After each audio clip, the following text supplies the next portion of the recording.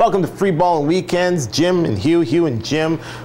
I don't know what we're going to talk about, but we would be remiss if we didn't talk about the Grey Cup. So I'm going to pick a topic from the Grey Cup. You can pick a topic from hockey, NASCAR, whatever, or Grey Cup, whatever comes to mind. I'm going to go with Grey Cup. We got the game coming up on Sunday. What should we expect? Are we expecting a blowout? Are we expecting a close game? Well, you know, on one side of me, I'm looking and going saying, two of the best defenses in the CFL this year. So does that mean we're going to see a 13-10 game? Well, probably not. But I'm thinking it's going to be a low scoring, maybe a 27-24 Bomber victory. See, I like to think that in these situations, when everybody anticipates a great defensive battle, it goes way off in the other tangent. You're like, wow, these defense can't do anything. They really suck. I really don't know what's going to happen, but yeah, I think it's going to be a little bit higher of a score than we thought. But 27 is around where I'm thinking for teams to be. I don't know who's going to win, but I'm going to tell you this. If I break down the defenses and I break down the offensive, I think that the offense that the Eskimos saw, that the Lions saw against the Eskimos is going to be different than what they see against the Bombers. And they got to be prepared for that. Absolutely. I mean, Travis Lulay is a stud. I mean, the man is outstanding Canadian. Outstanding Canadian. Yep, he was the top player in the CFL this year, and he earned and deserved every accolade. Did he deserve it? I think so. Not Anthony Calvillo. He threw more touchdown passes than Anthony. Anthony broke the record for most touchdowns. I think he broke that one. Oh, right, in career. He broke that this year. It's a career year, you know. Well, that's true, but I mean, he's done it because he's been around so long. Yeah. Not so much of top end performance all the time. I mean, some of those were with Las Vegas Posse, which he actually did throw a touchdown pass with them, and the Hamilton Tiger Cats, which he did throw. But for this particular season, Lulay was the best quarterback in the CFL at this point. We'll see how he does against the defense that is going to be on him a little more, like you say, a little more pressure than what Edmonton mustered up. And a lot of people talk about the pressure of the big game, the Grey Cup. There's so much pressure, so much hype. I'm getting messages from people in Vancouver telling me they're hearing a lot from Bombers fans and stuff like that. But is there a lot of pressure for Buck Pierce, or is there more pressure for Travis Lulay? Because this is Buck Pierce's first Grey Cup, I think. Yep. So the pressure's on for both. Well, and it depends on your definition of pressure. A coach once told me, pressure is the feeling you get when you don't know what you're doing. And I think these guys know what they're doing at this point. So thanks, There's a little nervousness going in. Lulay with his very first championship game. Buck Pierce, his first championship game, but he's coming back to the place where he was traded from. So there's going to be some nervousness and some jitters, but I don't think pressure is going to enter into the equation. My fear for the Bombers is actually Buck Pierce. I don't know what Buck Pierce we see, and if we see the bad Buck Pierce, this is going to be a game that's going to be over real quick. The crowd, I don't know if it's going to be the biggest factor. I think they're going to be kind of like a BC crowd, where you have a whole bunch of Saskatchewan Rough Rider fans. Well, I think you're going to see a lot of Bomber fans there tonight. At the game on Sunday, sorry. Absolutely, and I agree. I think it's going to be a mixed crowd.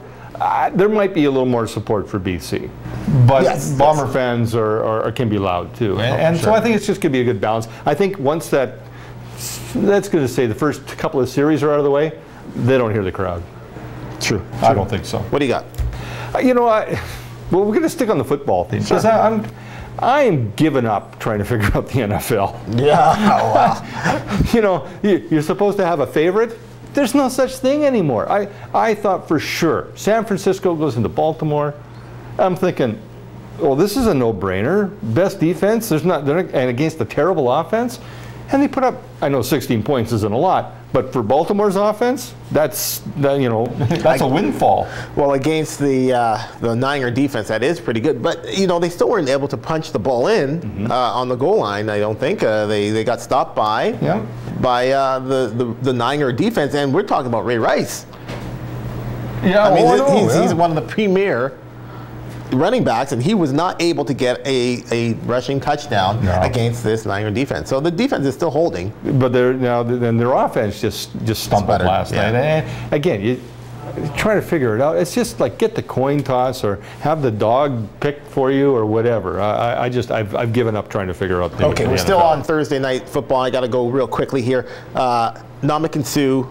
The stomp heard around the world. No, he was tripped up and he went to step over. He says, you know what? I know what you people are going to write and you guys are going to say, and you guys are going to say that I went to stomp on him. I did not do that. Do you believe him?